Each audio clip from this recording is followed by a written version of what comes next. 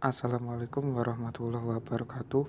Perkenalkan, saya Febri Norman Laswardi, NIM 18117. Pertama-tama saya mengucapkan terima kasih kepada Bapak Yoga Dwitya Pramudita selaku koordinator kerja praktek yang telah memberikan kesempatan untuk menyusun buku tutorial. Bapak Media Kushardianto selaku dosen pembimbing yang telah memberikan bimbingan selama penyusunan buku tutorial. Bapak Arif Muntasa selaku dosen penguji atas kritik dan saran yang telah diberikan sehingga penulisan buku tutorial ini menjadi lebih baik lagi. Saya mengucapkan terima kasih karena telah diberikan kesempatan dan waktu sehingga saya bisa menyelesaikan buku berjudul Panduan PHP bagi Pemula ini dengan baik. Jadi buku ini adalah media pembelajaran bagi orang yang belum sama sekali mengenal PHP, dan harapannya adalah dapat membuat sebuah halaman web dinamis secara sederhana untuk selanjutnya bisa dikembangkan sendiri. Di sini ada lembar kesepakatan, lembar pengesahan, kata pengantar, dan daftar isi.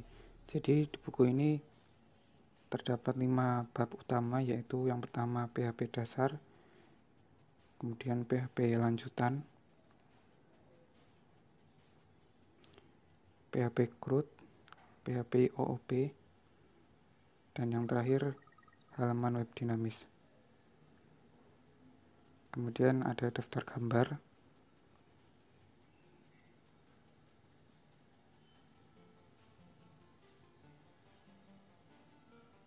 dan daftar tabel. Bab 1 PHP dasar. Yang pertama adalah pengenalan. Jadi di pengenalan ini dijelaskan sedikit tentang perkembangan dunia teknologi dan informasi yang berlangsung dengan sangat cepat. Semua manusia mengalami dampaknya di semua bidang termasuk ekonomi, sosial budaya, dan informatika. Maka dari itu manusia harus beradaptasi terhadap perkembangan tersebut. Sekarang semua peralatan sudah canggih, termasuk dalam sebuah aplikasi atau website, dan PHP ini jadi salah satu buktinya. Sejarah PHP. Jadi PHP ini ditemukan pada tahun 1995 oleh Rasmus Lerdorf yang awalnya ingin mengetahui jumlah pengunjung yang membaca resume online-nya. Dan PHP ini terus dikembangkan sampai sekarang ini. Sintaks PHP diawali dengan tag pembuka, tanda petik, dan diakhiri dengan tanda titik koma. Dan ini adalah contohnya. Instalasi web server. Web server adalah layanan yang berguna untuk menerima permintaan dari HTTP atau HTTPS dari klien melalui web browser seperti Google Chrome, untuk kemudian mengirimkan kembali hasil dari permintaan kepada klien dalam bentuk sebuah website yang biasanya berupa file HTML atau PHP. Lalu menjalankan pada localhost, PHP hanya bisa dijalankan pada sisi server. SAM merupakan perangkat lunak yang berfungsi untuk menginstalasi localhost pada sebuah komputer. Materi dasar. Di sini saya jelaskan secara singkat saja untuk materi dasar. Variabel. Variabel adalah tempat yang dapat digunakan untuk menyimpan data yang bersifat sementara.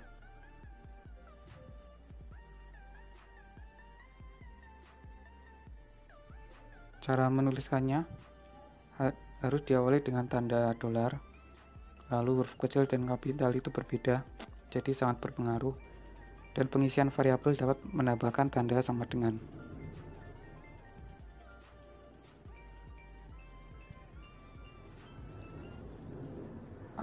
Update adalah perubahan data yang dapat dilakukan di PHP.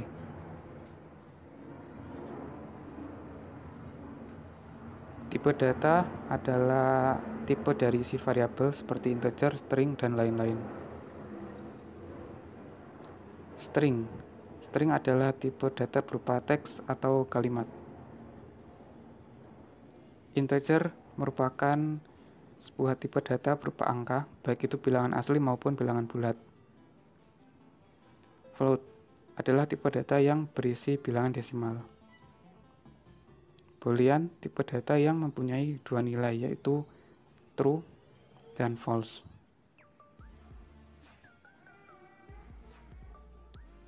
Array adalah tipe data yang menyimpan beberapa nilai di dalam suatu variabel tertentu. Manipulasi string, contohnya seperti menghitung jumlah karakter dengan fungsi strlen,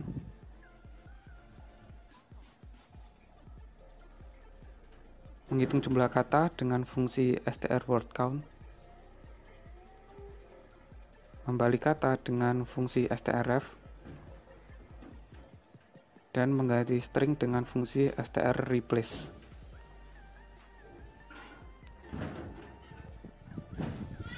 Kondisi if-else dapat disebut sebagai pengecekan, yaitu melakukan pemeriksaan pada suatu kondisi tertentu. Apabila pengecekan pertama terpenuhi, maka akan melakukan sesuatu. Namun jika tidak terpenuhi, maka akan melakukan pengecekan kedua, yang disebut dengan else. Dan ini adalah contohnya.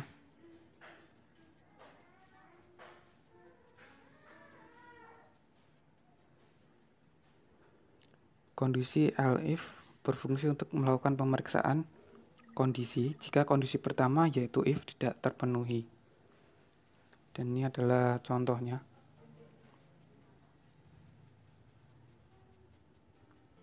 Function merupakan sebuah sintaks atau kode program yang digunakan untuk membuat sebuah aksi yang membuat menjadi lebih singkat.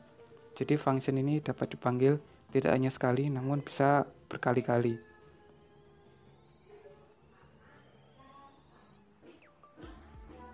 Dan ini adalah contohnya. Switch case merupakan perintah yang digunakan untuk melakukan pemeriksaan terhadap kebenaran sebuah nilai tertentu, di mana nilai ini mempunyai beberapa nilai pengecekan. Dan ini adalah contohnya dari switch case.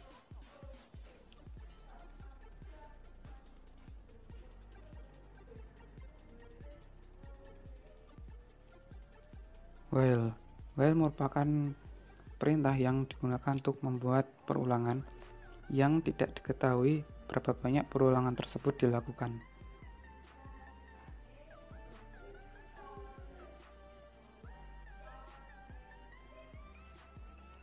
For merupakan perulangan yang mirip while tapi mempunyai batasan yang jelas.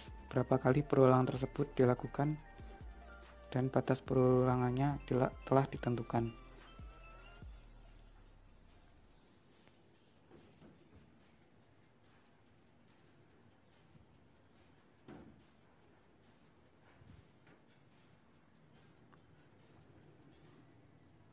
Membuat dan memanggil data. Jadi dalam PHP kita bisa memanggil data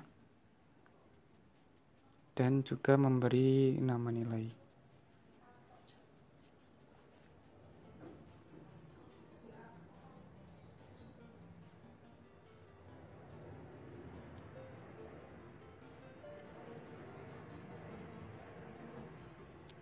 Tanggal dalam PHP dapat disisipkan tanggal menggunakan fungsi date.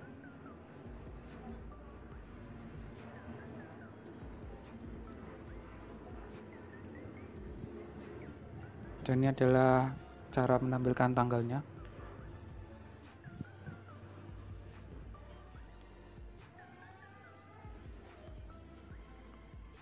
Selain tanggal, juga bisa menampilkan waktu dengan cara seperti pada tabel ini.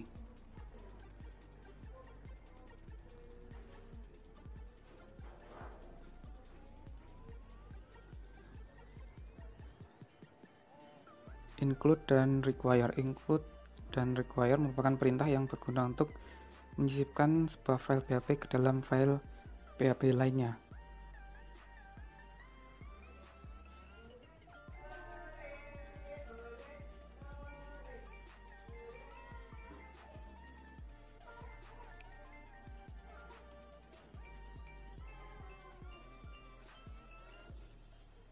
Form. Jadi form ini salah satu bagian terpenting dalam PHP. Hampir digunakan pada setiap website untuk mengisi data, sering untuk mengisi data seperti nama, alamat, pekerjaan, umur, dan lain-lain. Dalam membuat form, di sini dicontohkan dengan membuat sebuah file index.php terlebih dahulu sebagai untuk menginputkan nama dan NIM.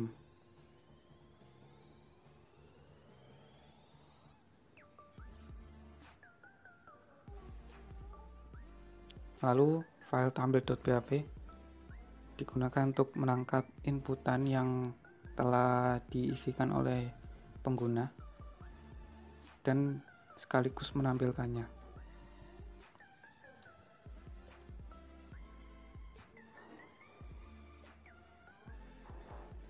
Dan ini adalah tampilannya ketika jalankan, mengisi nama dan NIM. Dan ini adalah ketika ditampilkan.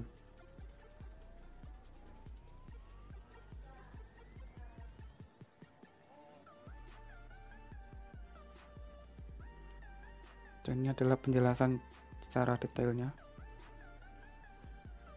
Form dengan metode post. Kalau tadi form dengan metode get, kali ini dengan metode post.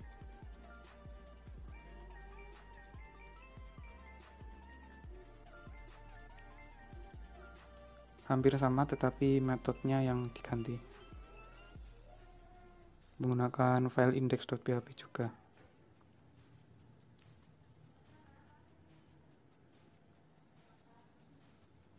Sama, menggunakan file tampil.php juga.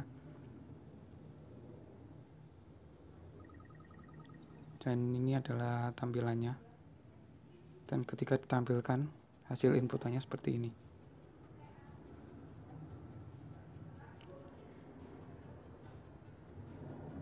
Operator matematika.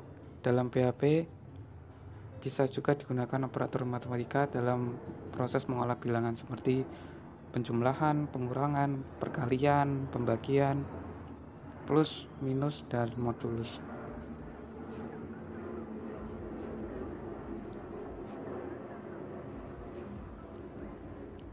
For each merupakan perulangan yang datanya berupa array.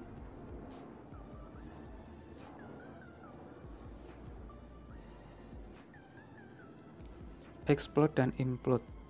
Explode dan implode merupakan fungsi dalam PHP yang digunakan untuk memisahkan dan atau menggabungkan string. Jadi explode sebagai pemisah string dan implode berfungsi untuk penggabung string.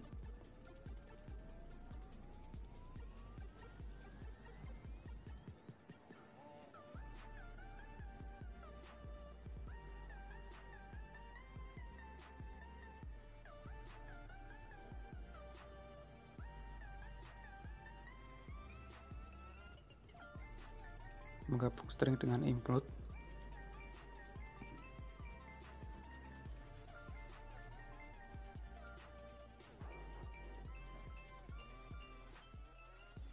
Bab 2 PHP lanjutan. Yang pertama adalah file access. File access adalah fungsi yang digunakan untuk memeriksa apakah sebuah file itu dalam sebuah direktori ada atau tidak. Jadi saya contohkan di sini, saya mempunyai satu folder bernama kuliah. Saya akan mengecek apakah ada file bernama tugas.jpg di dalam folder tersebut. Pertama saya membuat file bernama coba.php. Jadi jika file itu ada, maka akan ditampilkan file ditemukan. Jika tidak, maka akan ditampilkan file tidak ditemukan.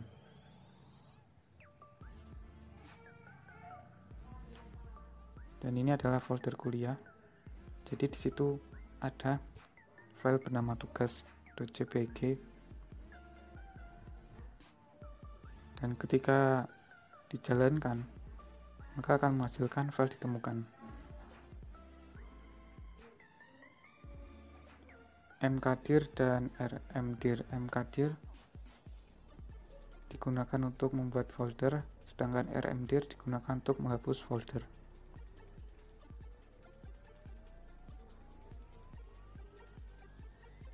Nah, di sini fungsi mkdir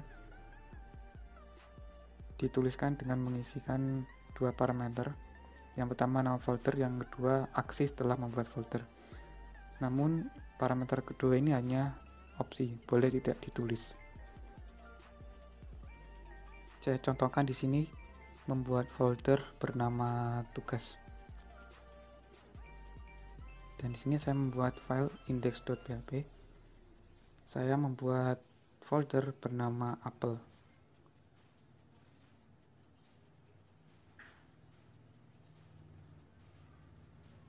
Dan ketika dijalankan, maka akan menghasilkan tampilan seperti ini. Folder dibuat. Dan foldernya ada.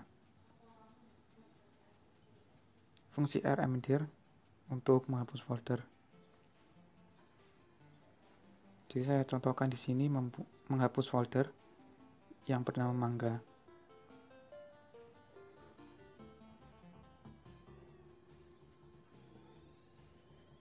Dan foldernya sudah terhapus. Base 64. Base 64 adalah teknik dalam menerjemahkan data biner untuk menyembunyikan data. Mirip seperti MD5. Base 64 ini ada dua, yaitu base 64 encode untuk melakukan encode pada sebuah string, dan base 4 decode untuk melakukan decode atau mengembalikan hasil encode.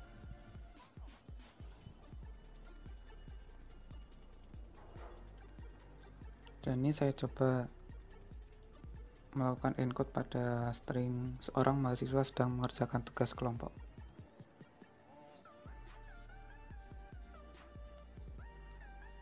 Dan ini adalah hasil enkripsi base 64 nya. Kemudian saya lakukan decode. Dan ini adalah hasilnya. Kalkulator. Kalkulator yang akan dibuat dengan PHP ini merupakan kalkulator sederhana yang dapat mengaplikasikan penggunaan operator matematika seperti penjumlahan, pengurangan, perkalian, dan pembagian. Di sini saya membuat sebuah file index.php yang digunakan untuk kalkulatornya. Di sini terdapat fungsi iset yang digunakan untuk memeriksa ketersediaan dari data. Jadi nanti akan dilakukan pengecekan untuk data yang disubmit dari form. Kemudian akan disimpan ke variabel build1 dan build2. Kemudian terdapat fungsi switch case yang digunakan untuk pengecekan pada operasi yang dipilih. Misalnya operasi tambah, maka build1 tambah build2. Kemudian nanti hasilnya akan dimasukkan ke variabel hasil. Jadi tiap-tiap operasi akan dimasukkan ke dalam variabel hasil. Kemudian di sini juga terdapat break Break ini untuk menghentikan pengecekan jika pengecekan sudah terpenuhi kebutuhannya.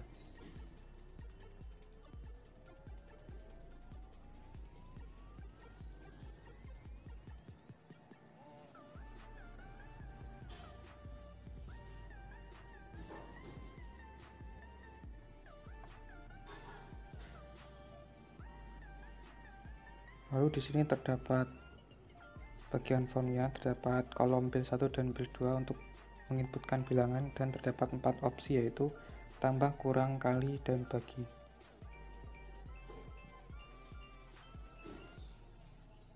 Lalu di sini ada bagian hasil operasinya. Jadi nanti akan dilakukan pemeriksaan apakah submit sudah dilakukan seperti cara menangkap data dari form tadi. Nanti hasilnya akan didapat menggunakan pengecekan suitcase. Kemudian ada bagian ketika belum disubmit, jadi nanti akan menampilkan angka 0 ketika belum ada penghitungan atau belum dipilih operasinya. Di sini terdapat style.css yang digunakan untuk memperindah tampilan kalkulator, dan ini adalah penjelasan rincinya. Ada bagian penangkap data, bagian fungsi suitcase, bagian form, bagian hasil operasi, dan bagian ketika belum disubmit.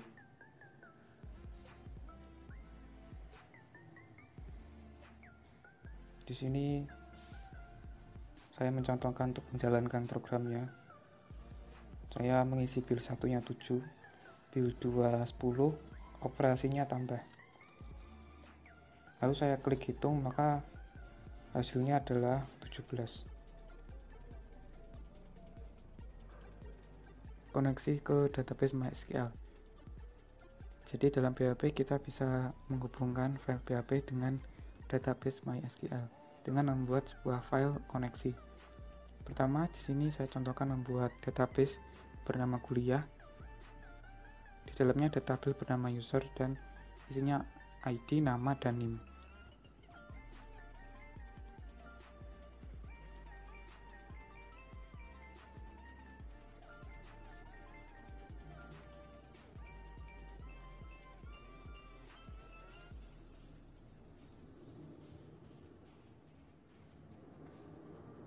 Ini adalah tabelnya, tabel user.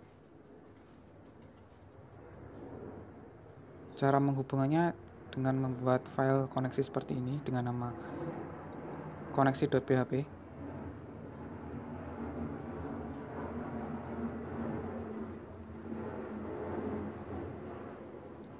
Fungsi MySQL Connect adalah fungsi yang digunakan untuk menghubungkan file PHP dengan host dan memberikan pengaturan terhadap nama host, username, dan password. Jadi fungsi MySQL Connect diisi dengan nama host, username, password, dan nama database. Contohnya di sini password kosong, lalu username-nya root default, nama hostnya localhost karena menggunakan localhost.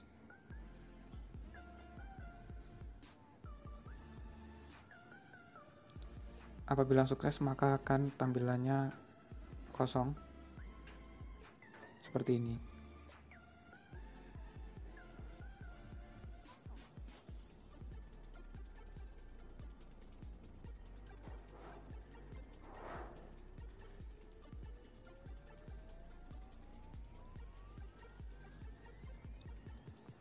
Login adalah batasan yang dibuat untuk membatasi akses pengguna.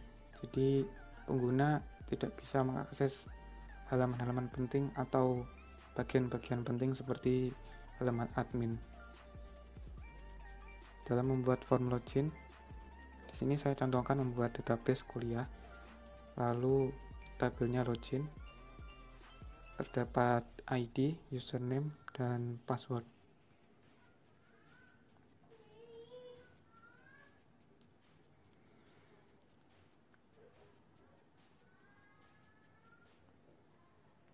Dan ini adalah tabel login.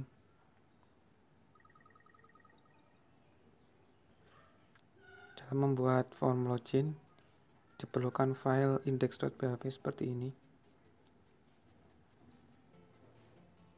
Seperti kebanyakan login menggunakan username dan password, dan ini adalah tampilannya.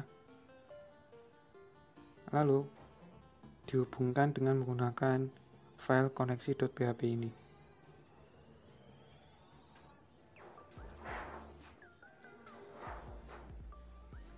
Dan ini adalah penjelasannya.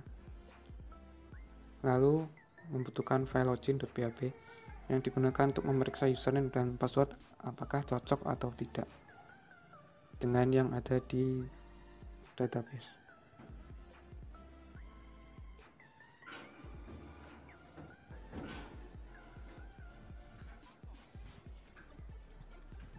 Perintah MySQL dijalankan untuk mengambil username dan password yang sama dengan yang diinputkan. Lalu hasil query akan melakukan penghitungan jumlah record yang ditemukan dengan fungsi MySQL numRows. Jadi ketika cocok akan menghasilkan 1. Variable check akan menghasilkan 1, dan apabila gagal maka akan menghasilkan 0. Dan pada contoh saya akan mencoba untuk menginputkan username dan password yang salah.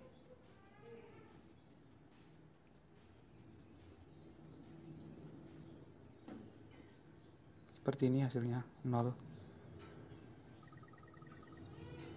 Lalu saya coba lagi mengisi dengan benar. Hasilnya 1. Berarti login sukses. CAPTCHA adalah teknik dalam mengecek apakah manusia atau robot yang mengakses sebuah halaman website berupa dengan mengisi gambar atau tulisan, dan biasanya terdapat di sebuah form.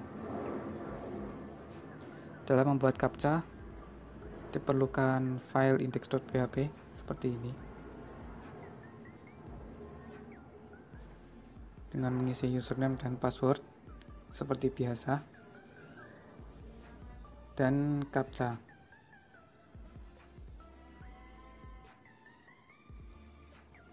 Lalu bisa diperindah dengan file style.css.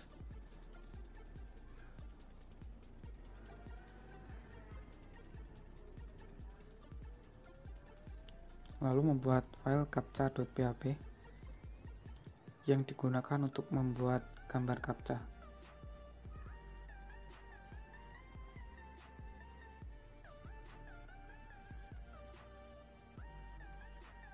Kemudian file hasil captcha.php ini digunakan untuk menampilkan hasil login.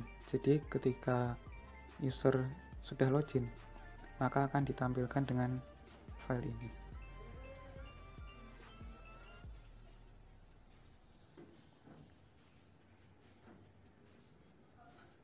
Jika CAPTCHA yang diisi tepat, maka akan menghasilkan kode CAPTCHA benar.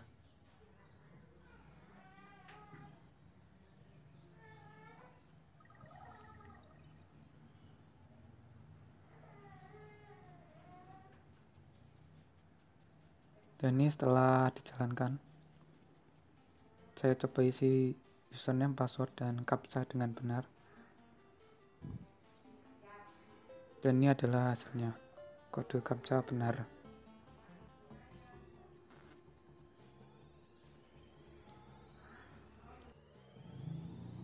Upload file.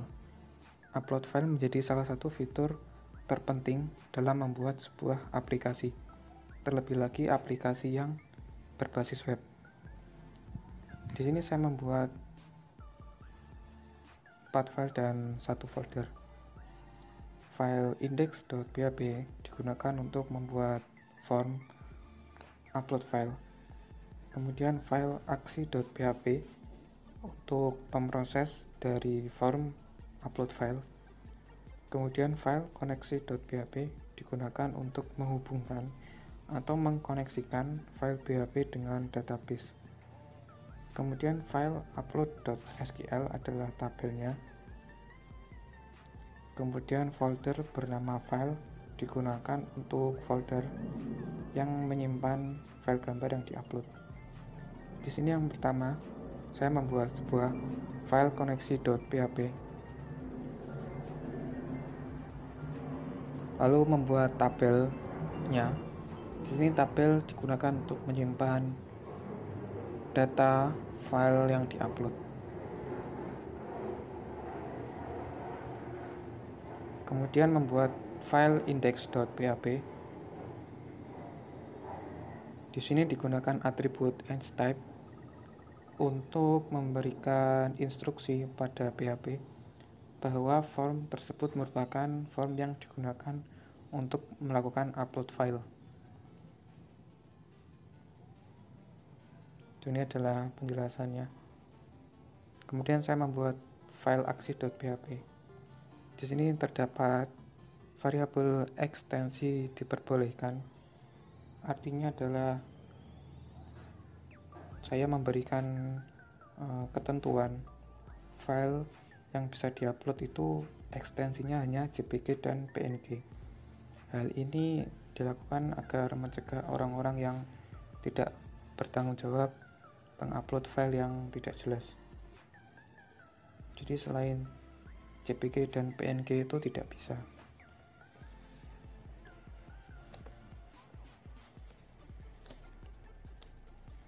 Kemudian di sini terdapat perintah file name, file size, dan file tmp name adalah perintah yang digunakan untuk mendapatkan data file yang diupload. Untuk file name itu mendapatkan nama file yang diupload, file size untuk mendapatkan ukuran file yang diupload, kemudian file tmp name digunakan untuk mendapatkan temporary file yang diupload.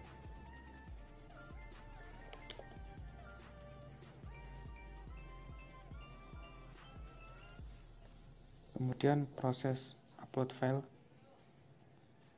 Jadi di sini dilakukan pemeriksaan terhadap ekstensi file yang diupload apakah sudah sesuai atau belum. Kemudian diperiksa ukuran file. Ukuran maksimalnya 1 MB. Jika lebih besar maka akan muncul pesan bahwa ukuran file Anda terlalu besar. Kemudian upload akan dilanjutkan setelah ukuran filenya sudah selesai. Di sini juga terdapat move upload files yang digunakan untuk memindahkan file yang diupload ke folder file dari temporary file. Pada contoh ini, file akan disimpan ke folder file yang sudah dibuat sebelumnya tadi.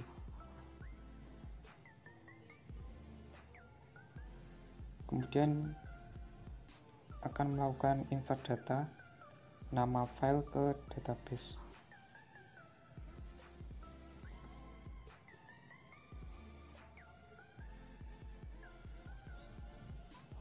Kemudian sini adalah menampilkan filenya. Dan ini adalah penjelasan rincinya.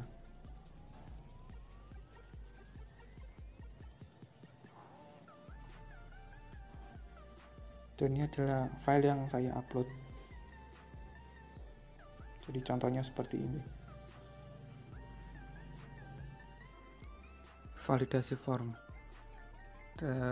Di dalam sebuah form biasanya terdapat sebuah validasi yang digunakan untuk mengingatkan pengguna yang belum mengisi inputan yang wajib diisi.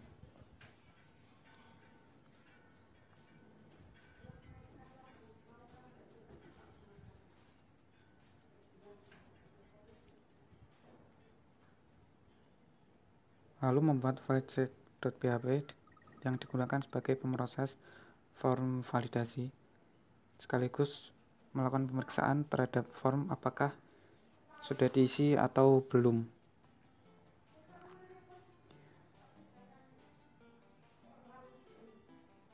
Ini adalah contohnya. Ketika belum menginputkan nama, maka akan ada pesan peringatan.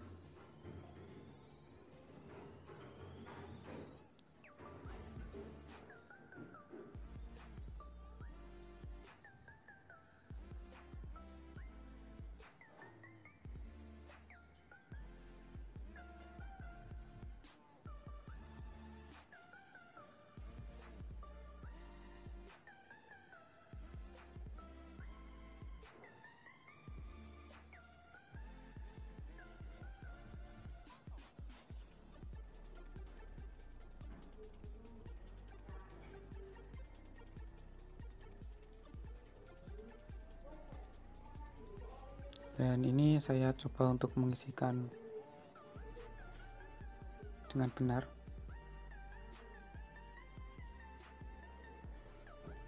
Halaman dalam PHP bisa membuat tampilan lebih efektif dan load data lebih kecil dari database.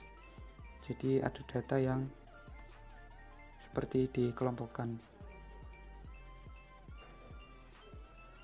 Yang pertama, membuat database terlebih dahulu.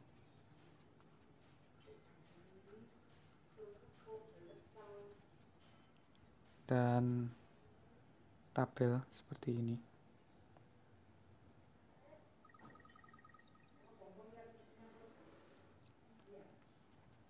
Dihubungkan dengan file koneksi.php.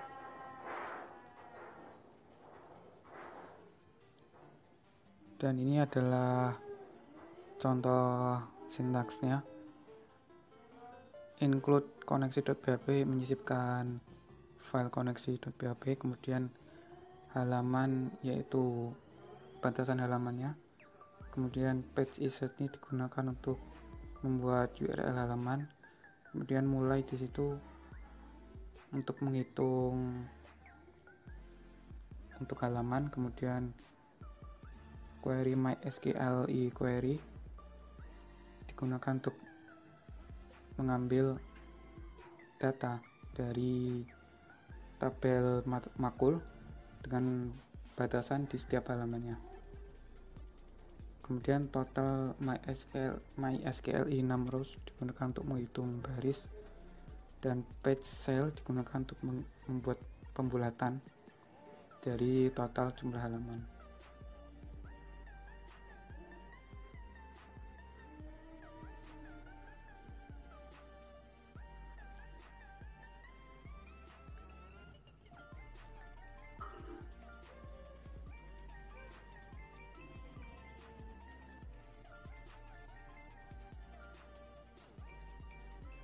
Dan ini adalah penjelasannya.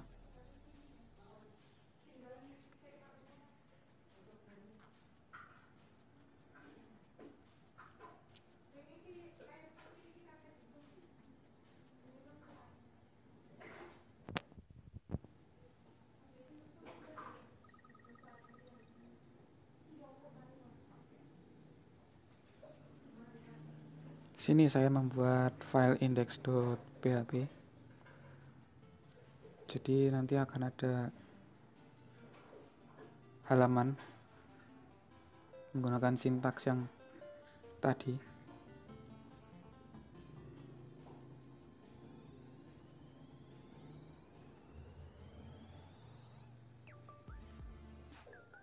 Di sini merangkap nama dan rinciannya. Jadi ada dua halaman. Halaman pertama memuat 3 data dan halaman kedua memuat 2 data atau baris.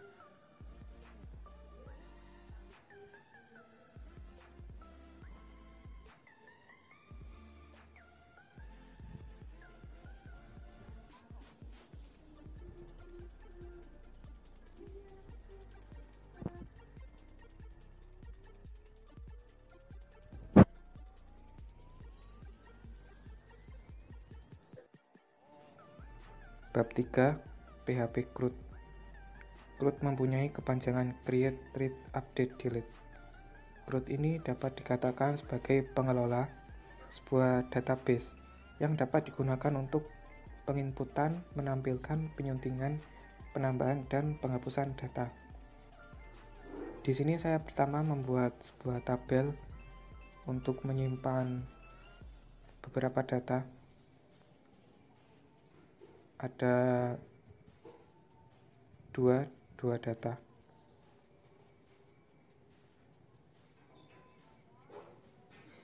Kemudian setelah membuat tabel, di sini mencoba untuk menampilkannya.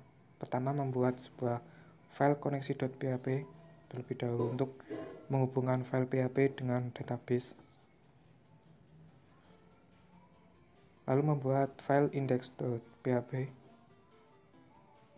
Di sini terdapat 3 pesan notifikasi yaitu jika data telah berhasil dimasukkan, data telah berhasil diupdate, kemudian data telah berhasil dihapus.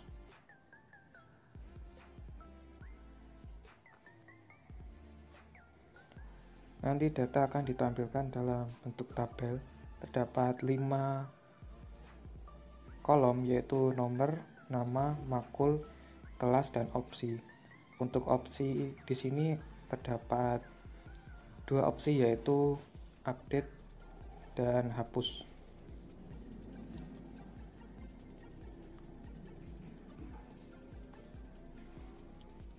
Kemudian di sini MySQLi query digunakan untuk menjalankan perintah menampilkan semua data pada tabel CRUD. Lalu fungsi die digunakan untuk menampilkan pesan kesalahan atau error jika fungsi sebelumnya mengalami kesalahan. Perintah query dimasukkan ke variabel query MySQLi, di mana variabel tersebut telah terisi oleh data user.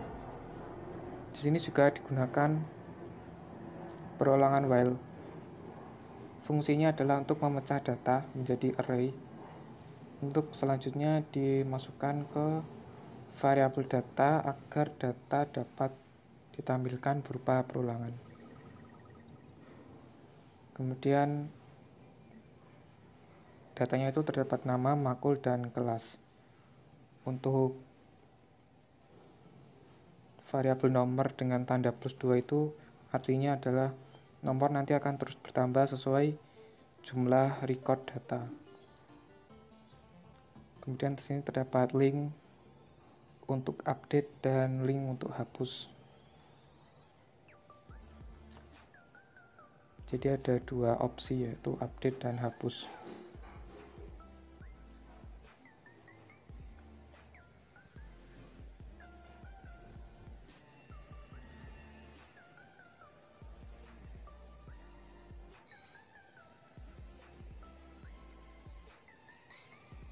Dan ini adalah penjelasan secara rincinya.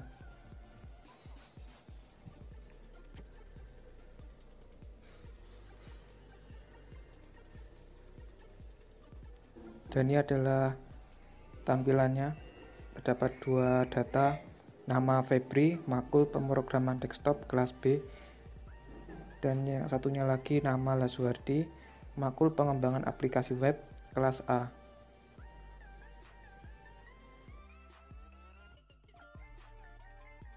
Input data.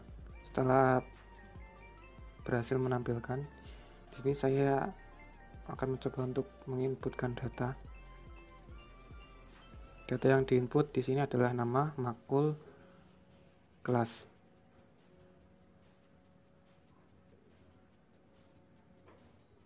Lalu di sini ada file input aksi.php yang digunakan untuk menangkap data inputan lalu dikirim ke database.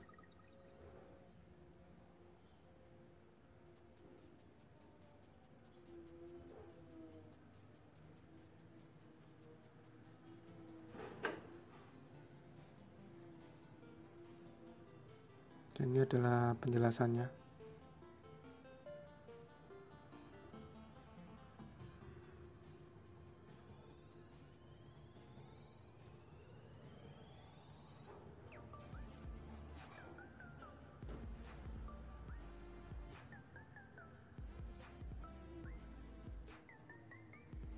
Dan ini adalah tampilannya ketika akan menginputkan data.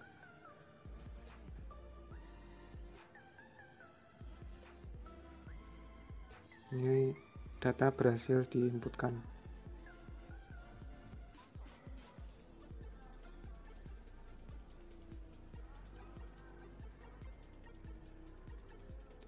Update data. Update data dapat digunakan untuk mengubah data pada database. Jadi di sini saya membuat file edit.php.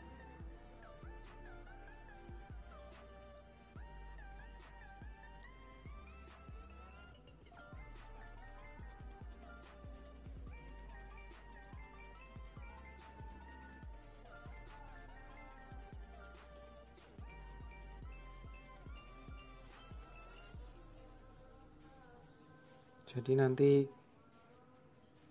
data yang akan diupdate, ID-nya akan ditangkap oleh file ini, kemudian akan ditampilkan. Jadi kita tahu data mana yang akan diupdate.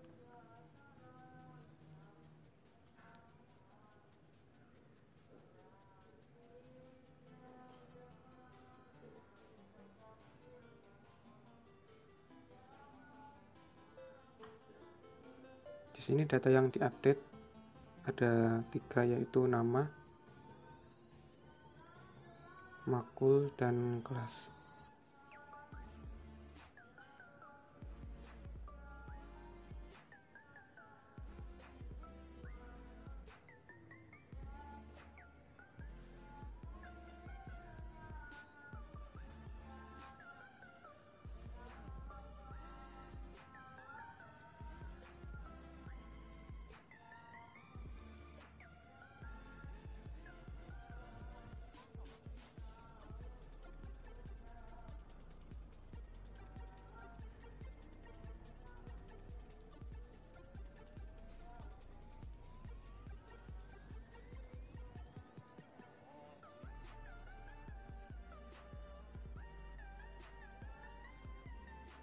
Dan ini ketika dijalankan,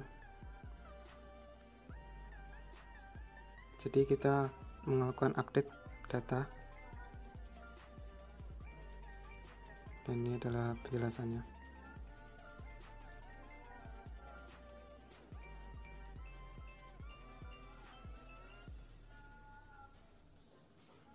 Nah, jadi ada 2 file, update.php dan edit.php. Kemudian di sini saya mencoba untuk mengupdate data untuk nama Gendra, makul matematika diskrit, dan kelas C.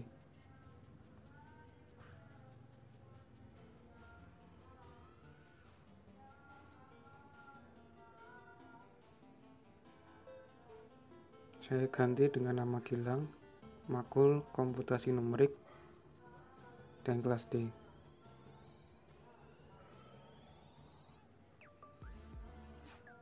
Lalu saya klik update dan hasilnya akan seperti ini. Data telah berhasil diupdate. Hapus data. Hapus data juga menjadi bagian yang sangat penting yang digunakan untuk menghapus data pada sebuah tabel misalnya. Jadi menggunakan file hapus.php ini, menggunakan query delete from root,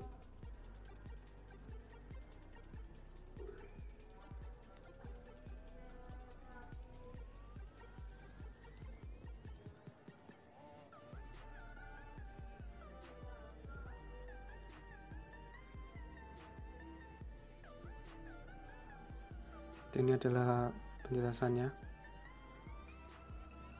Dan di sini saya mencoba untuk menghapus data nomor 4, dan hasilnya data nomor 4 terhapus.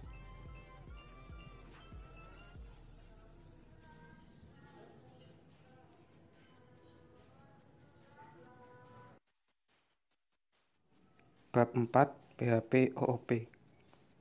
OOP atau Object Oriented Programming adalah sebuah metode dalam pemrograman berorientasi atau terpusat pada suatu objek. Kelebihan dari OOP diantaranya kode program terstruktur, efektif dalam membangun aplikasi, mudah dan hemat waktu, kemudian aplikasi mudah dikembangkan.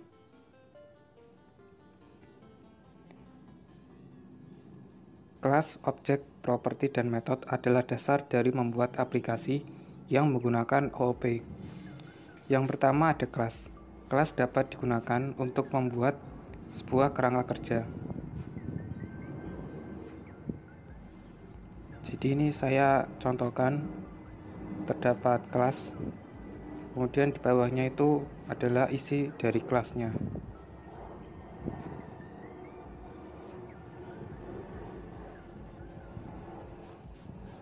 Lalu ada properti. Properti adalah data yang berbentuk sifat di dalam sebuah kelas.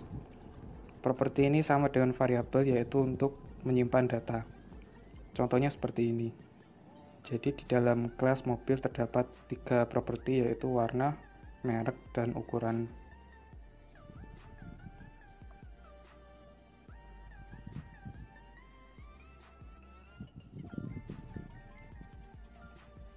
Lalu ada metode. Metode adalah suatu aksi di dalam kelas.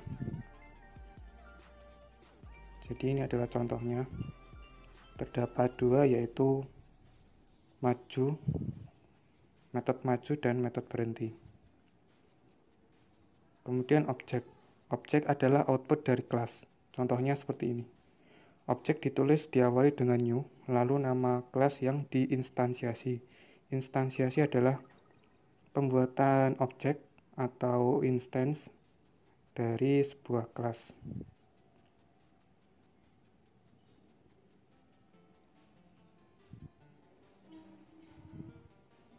Contoh OOP. Jadi di sini saya membuat sebuah file bernama oop.php. Di sini terdapat kelas buah, lalu ini terdapat properti nama dan warna. Kemudian metode ada 2, yaitu tampilkan nama dan tampilkan warna. Metode yang pertama untuk berisi perintah untuk mengembalikan atau return string nama buah tersebut adalah durian.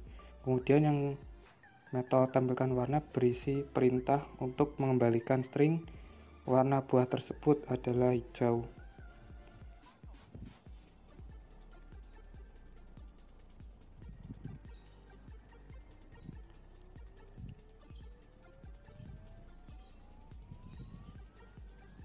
Kemudian akan dilakukan instansiasi kelas buah. Kemudian memanggil metode tampilkan nama dan metode tampilkan warna dari kelas buah. Dan ini adalah penjelasannya. Nah, ini adalah hasilnya. Warna nama buah tersebut adalah durian, warna buah tersebut adalah hijau. Construct dan destruct. Construct adalah metode yang dijalankan pertama sewaktu kelas dijalankan. Jadi ini adalah contohnya.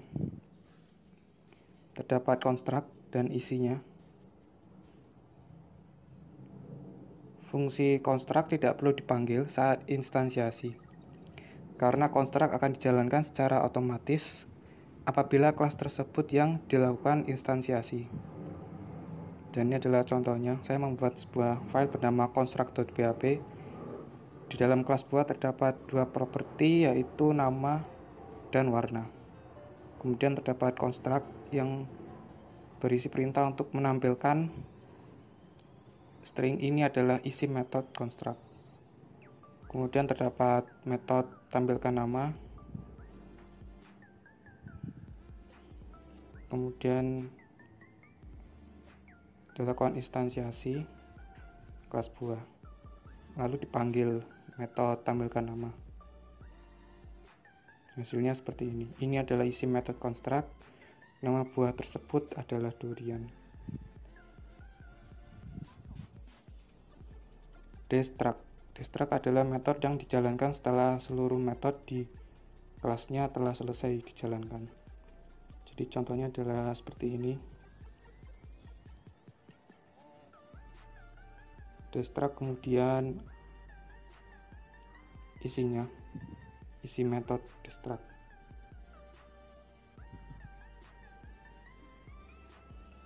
Kemudian di sini saya juga menyertakan metode construct juga agar lebih mudah dipahami antara perbedaan dari construct dan destruct. Jadi dalam kelas buah terdapat 2 properti, yaitu nama dan warna. Kemudian metode construct dijalankan pertama kali, yaitu yang berisi perintah untuk menampilkan ini adalah isi metode construct. Kemudian metode destruct-nya dijalankan terakhir, yang berisi perintah untuk menampilkan ini adalah isi metode destruct. Kemudian terdapat metode manusia, function tampilkan nama, yang berisi untuk mengembalikan string nama buah tersebut adalah durian. Kemudian kelas buah diinstansiasi, lalu metode tampilkan nama dipanggil dari kelas buah. Kemudian ini adalah hasilnya. Ini adalah isi method construct, nama buah tersebut adalah durian. Ini adalah isi method destruct. Pada contoh metode yang dijalankan terakhir adalah metode destruct. Enkapsulasi. Enkapsulasi adalah metode untuk mengatur struktur pada kelas, di mana enkapsulasi ini menentukan pemberian hak akses pada tiap metode atau properti. Enkapsulasi ini ada 3. Yang pertama, public, artinya memberikan hak akses pada properti dan metode agar dapat diakses dari luar atau dalam kelas. Kedua, privat. Privat artinya properti dan metode tidak dapat diakses dari luar kelas, termasuk kelas turunan juga. Yang ketiga, protected. Protected artinya properti dan metode tidak dapat diakses dari luar kelas, namun dapat diakses oleh kelas itu sendiri atau turunan kelas tersebut. Yang pertama, hak akses publik. Properti dan metode yang menggunakan publik, maka properti dan metode tersebut bisa diakses dari dalam atau luar kelas. Jadi contohnya seperti ini. Terdapat kelas buah,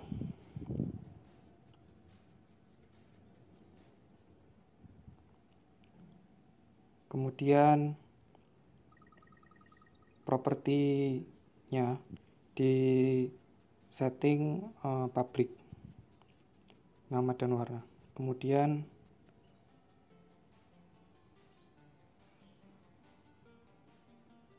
terdapat metode atau function tampilkan nama yang berfungsi untuk mengembalikan string nama buah tersebut adalah durian. Kemudian kelas buah diinstansiasi, lalu metode tampilkan nama dipanggil dari kelas buah.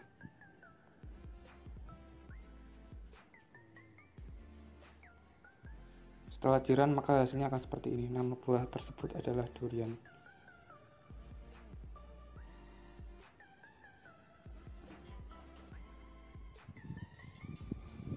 Yang kedua, hak akses private. Hak akses private adalah hak akses yang hanya memperbolehkan properti atau metode diakses dari dalam kelas. Jadi contohnya adalah seperti ini. Terdapat kelas buah,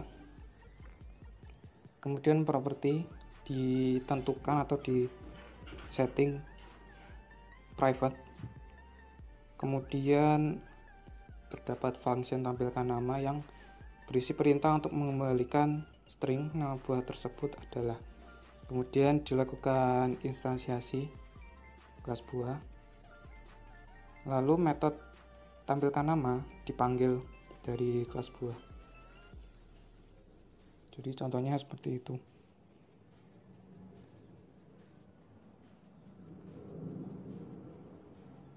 Kemudian hak akses protected. Hak akses protected adalah hak akses yang hanya dapat diakses dari dalam kelas dan tidak dapat diakses dari luar kelas. Contohnya adalah seperti ini.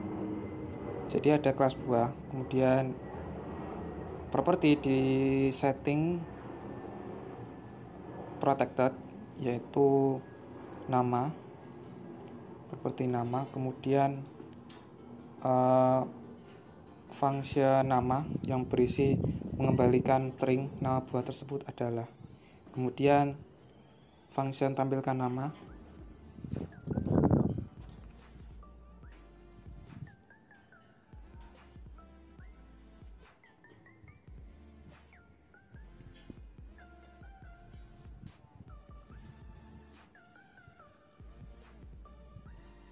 lalu kelas buah diinstansiasi, lalu metode tampilkan nama dari kelas buah dipanggil.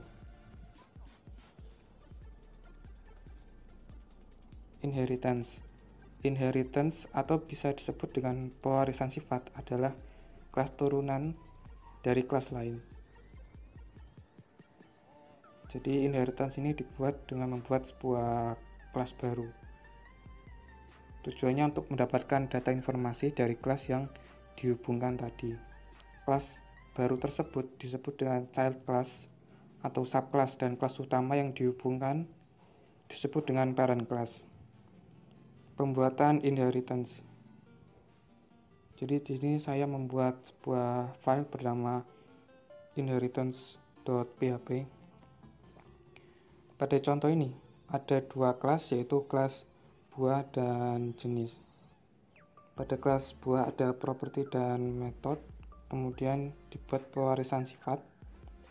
Pada kelas jenis dengan menambah sintaks yaitu extends.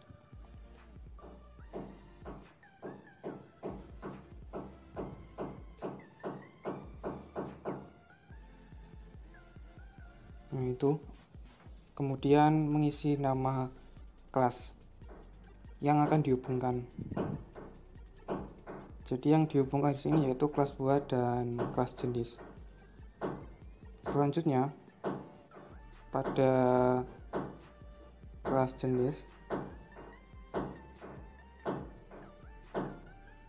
akan dilakukan instansiasi.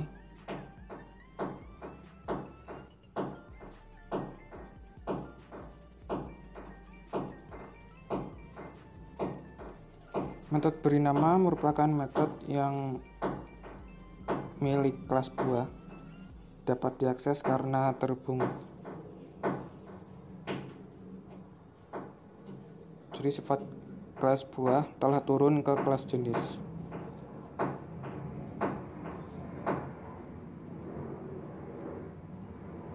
Kemudian isi propertinya ditampilkan. Nah, ini adalah penjelasannya. Nah, ini adalah setelah dirun, nama buah durian, nama jenis buah merah. CRUD PHP dan MySQL konsep OOP. Jadi pembuatan CRUD PHP dan MySQL menggunakan konsep OOP. Di sini diawali dengan membuat sebuah database dan tabelnya. Tabelnya ini berisi ID, nama, dan makul.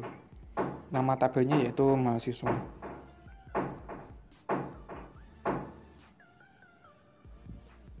Nah, ini adalah tabelnya. Kemudian setelah dibuat tabel, dihubungkan dengan membuat sebuah file. Di sini saya membuat database.php. Pada contoh ini terdapat kelas database yang berisi properti host, username, password, database, koneksi. Kemudian dihubungkan dengan query MySQLi connect. Kemudian di sini terdapat function tampil data. Pada function tampil data ini terdapat fungsi MySQLi query, digunakan untuk mengambil data dari tabel pada database, kemudian melakukan return variabel hasil dari query. Ini adalah penjelasannya. Setelah dihubungkan maka ditampilkan dengan membuat sebuah file yaitu tampil.php. Pada contoh ini yang pertama dilakukan yaitu menginputkan database.php, lalu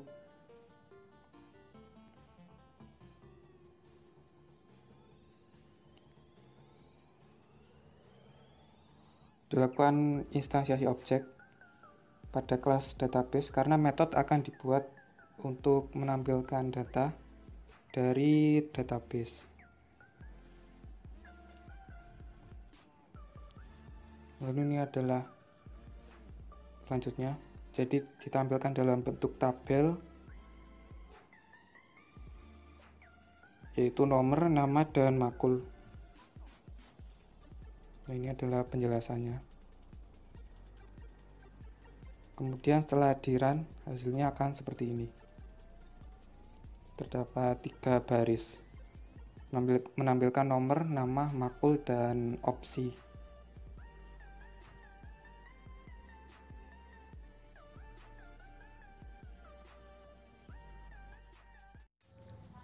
Bab 5, halaman web dinamis.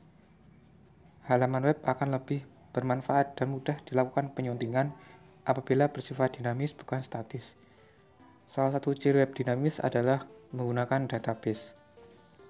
Dalam implementasi di buku ini, saya membuat toko penjualan HP Jaya Abadi Store, yaitu toko online yang menjual HP.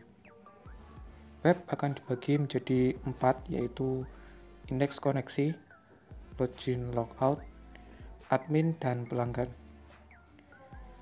Yang pertama, indeks koneksi. Index.php ini digunakan sebagai form loginnya.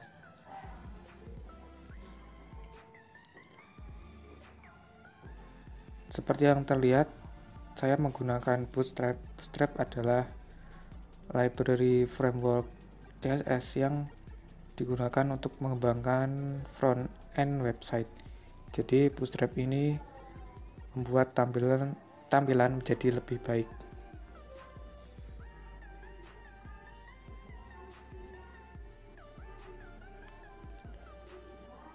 Nantinya user akan diminta untuk mengisi username dan password.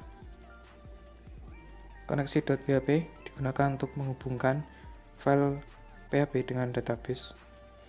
Yang kedua, login logout. User.sql. User.sql ini adalah tabel yang digunakan untuk menyimpan data user seperti nama, username, password, dan level. Jadi nanti akan ada 2 level, yaitu admin dan pelanggan. Kemudian cek login.php digunakan sebagai pengecekan username, password, dan level.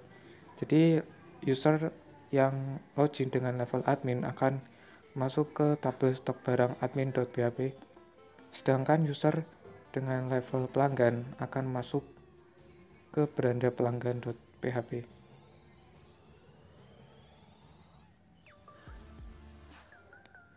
Logout.php digunakan untuk melakukan proses logout. Style.css digunakan untuk memperindah tampilan.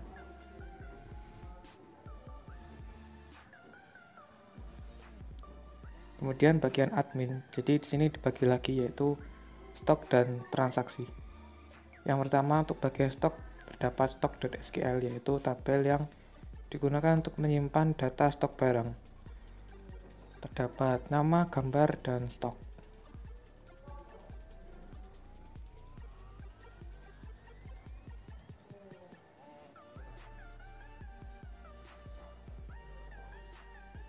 Kemudian tabel stok barang admin adalah halaman untuk menampilkan tabel stok barang. Di sini tidak akan saya jelaskan dengan rinci karena banyak hal yang sudah saya jelaskan di bab-bab sebelumnya seperti koneksi, CRUD, dan lain-lain.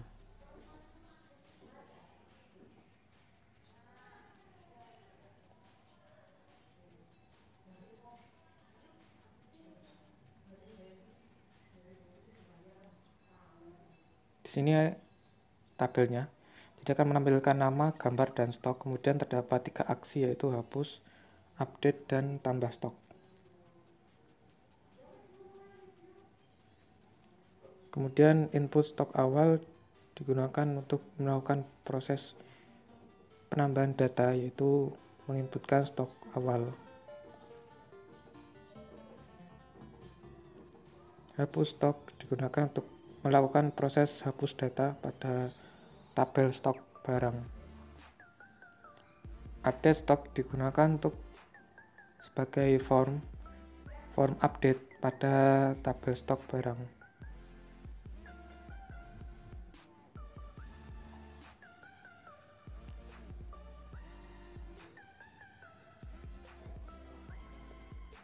Edit stok digunakan untuk melakukan proses update pada tabel stok barang.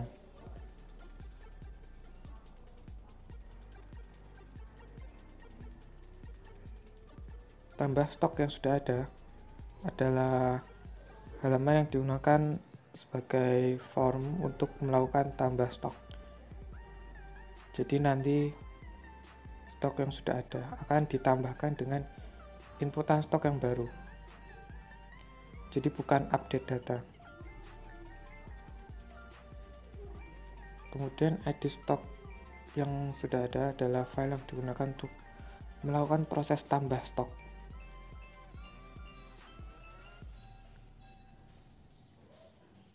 Setelah bagian stok, kemudian bagian transaksi, yang pertama adalah beli.sql. Beli.sql adalah tabel yang digunakan untuk menyimpan data transaksi. Terdapat ID, nama, alamat, nomor telepon, tanggal, jenis barang, dan gambar HP. Kemudian tabel data transaksi admin adalah halaman yang digunakan untuk menampilkan tabel data transaksi.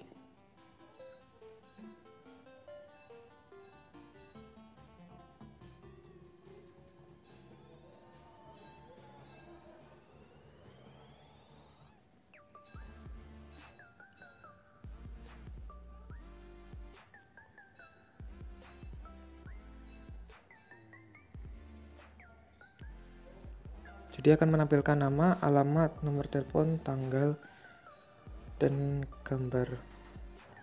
Kemudian terdapat dua aksi, yaitu hapus dan update.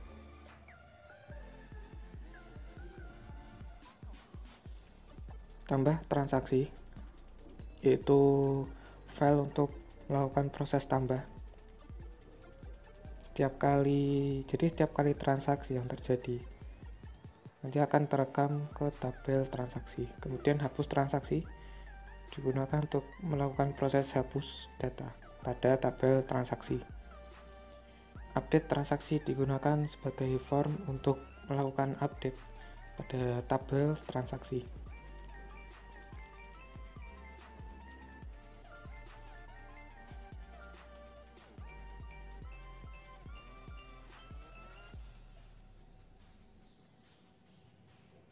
Kemudian edit transaksi digunakan untuk melakukan proses update pada tabel transaksi. Yang keempat, pelanggan. Jadi di bagian ini terdapat 3. Yang pertama yaitu beranda pelanggan. Beranda pelanggan ini adalah halaman utama web.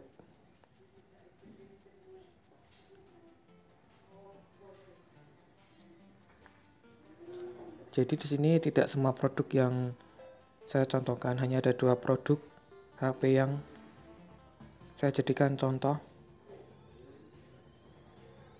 Yang pertama, iPhone SE 64GB adalah produk pertama.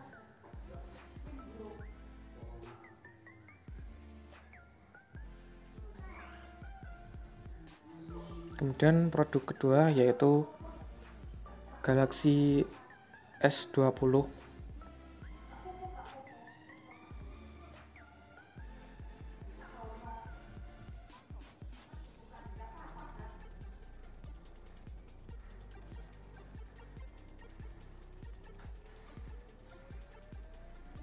Style.css digunakan untuk memperindah tampilan.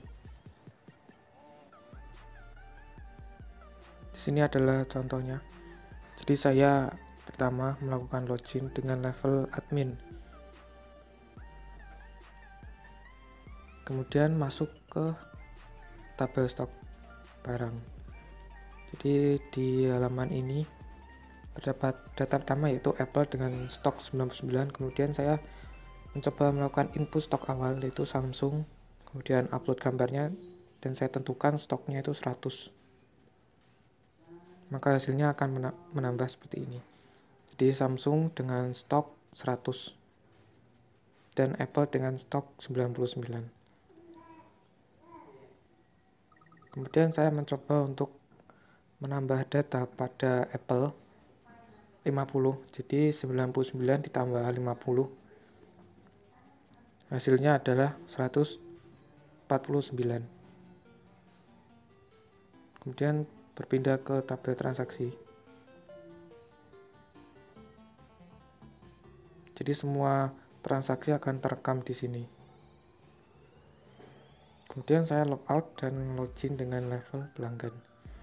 Di sini terdapat dua produk, yaitu Apple dan Samsung yang saya gunakan sebagai contoh saja.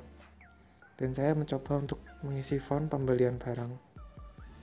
Jadi transaksi yang dilakukan di sini akan mengurangi stok barang Samsung yang tadinya 100 stok berubah menjadi 99 karena transaksi yang terjadi tadi. Dan di sini saya mencoba untuk melakukan update gambar pada tabel stok dan hasilnya seperti ini, gambar terupdate. Dan saya mencoba untuk menghapus data. Lalu pada tabel transaksi terlihat transaksi yang saya lakukan tadi terekam di sini. Dan di sini saya mencoba untuk melakukan update gambar pada tabel transaksi. Dan hasilnya adalah seperti ini, gambar terupdate. Kemudian saya mencoba untuk menghapus data.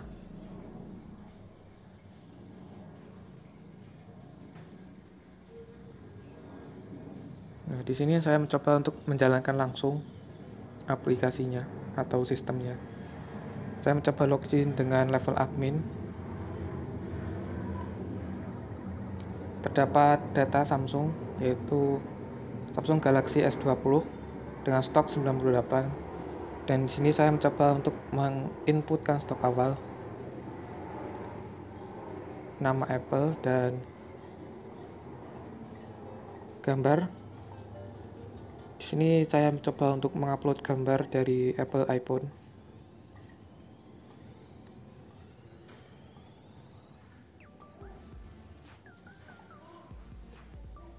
Dan saya tentukan stoknya adalah 100. Kemudian ketika klik input maka akan menambah. Di sini stoknya 100. Kemudian saya mencoba untuk menambah stok pada produk Apple.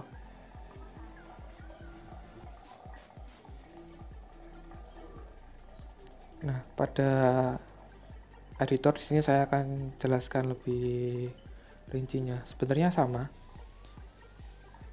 tapi ada beberapa sintaks yang sedikit berbeda. Ini adalah form untuk menambah stoknya. Jadi saya akan menambahkan 50. Ketika klik tambah, maka akan masuk atau mengarahkan ke halaman ini. Jadi di sini terdapat variabel SKL1 digunakan untuk melakukan select stok dari tabel stok. Kemudian variabel data digunakan untuk menyimpan hasil SKL1 atau variabel data yang terdapat di SKL1 diubah menjadi array. Kemudian stok update ini digunakan untuk menambah stok. Jadi stok yang sudah ada pada tabel stok akan ditambah dengan inputan baru. Sisanya sama seperti file update pada umumnya. Ini saya mencoba untuk menambah stok. Hasilnya adalah 150. Stok berhasil ditambah. Kemudian di sini saya mencoba untuk melakukan update gambar.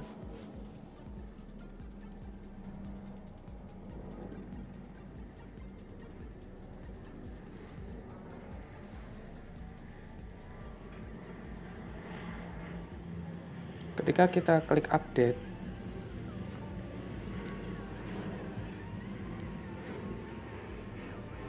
nah di sini adalah form untuk update-nya. Ketika kita akan melakukan klik update, maka akan masuk ke halaman ini, ke halaman edit stock. Jadi di sini saya jelaskan hal-hal pentingnya saja. Di sini melakukan cek apakah user ingin mengubah fotonya atau tidak. Kemudian mengambil data foto yaitu nama, file, dan temporary. Kemudian melakukan rename nama foto dengan menambahkan tanggal dan jam upload menggunakan fungsi date. Kemudian set path folder tempat menyimpan fotonya yaitu folder gambar. Kemudian melakukan cek apakah gambar berhasil diupload atau tidak. Jadi jika ada pembaruan foto, maka akan melakukan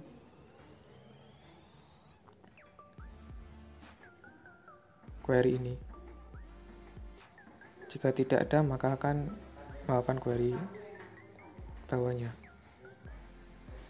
Nah, ketika kita klik update, maka akan merubah gambar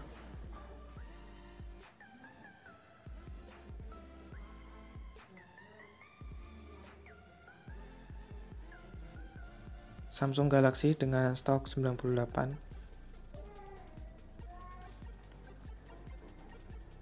Kita akan mencoba untuk login dengan level pelanggan dan membeli Samsung Galaxy yang tadinya mempunyai stok 98.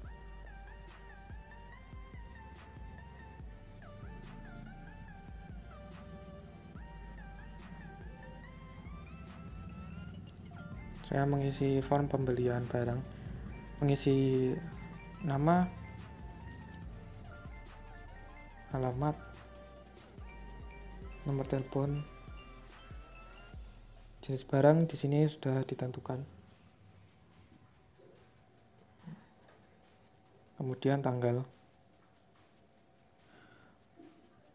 Ketika kita klik beli, maka akan langsung mengarahkan ke tambah transaksi.php ini. Sebenarnya sama, hanya saja ada beberapa sintaks yang sedikit berbeda. Jadi ubah stok di sini digunakan untuk terdapat query, yaitu query untuk mengambil data pada tabel stok, kemudian dilakukan perubahan data menjadi array. Lalu di sini stok -1 adalah maksudnya stok yang sudah ada pada tabel stok akan dikurangi 1 setiap kali transaksi dilakukan. Kemudian gambar di sini digunakan untuk mengambil data gambar.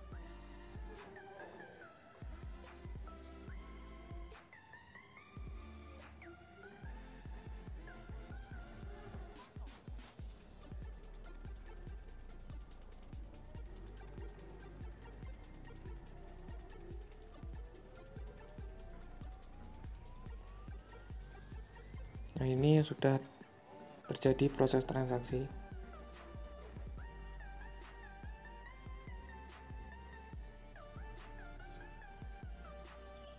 Kemudian saya coba untuk login lagi dan stok untuk Samsung berubah menjadi 97 yang tadinya 98. Kemudian data transaksi. Di sini terekam transaksi yang saya lakukan tadi. Dan saya mencoba untuk menghapus data.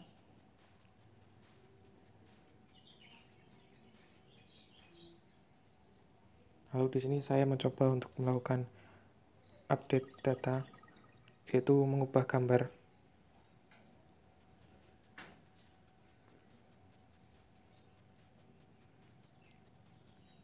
Ketika user melakukan klik update, maka akan langsung diarahkan ke file yang bernama edit transaksi. Di sini dilakukan pengecekan apakah user ingin mengubah fotonya atau tidak. Kemudian mengambil data foto, yaitu nama dan temporary. Lalu melakukan cek apakah gambar berhasil diupload atau tidak. Jika terdapat pembaruan foto, maka akan melakukan query ini. Jika tidak, akan melakukan query ini. Sisanya sama seperti file edit pada umumnya, dan gambar berhasil terupdate. Baik, sekian penjelasan dari saya. Saya mengucapkan terima kasih pada Pak Media Kusardianto selaku dosen pembimbing dan Pak Arif Muntasa selaku dosen penguji. Mohon maaf apabila terdapat kesalahan baik dari penjelasan maupun penulisan buku tutorial ini. Terima kasih. Wassalamualaikum warahmatullahi wabarakatuh.